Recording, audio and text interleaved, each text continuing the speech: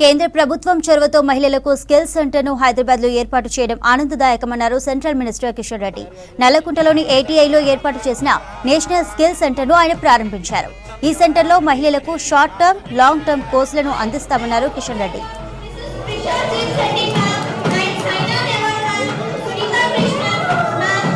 ముఖ్యంగా గత 10 సంవత్సరాలుగా నరేంద్ర మోడీ గారి ప్రభుత్వము మహిళల కోసం అనేక రకాల మహిళల సాధికారత కోసం అనేక కార్యక్రమాలను తీసుకున్నటువంటి విషయం మీకు అందరికీ తెలుసు.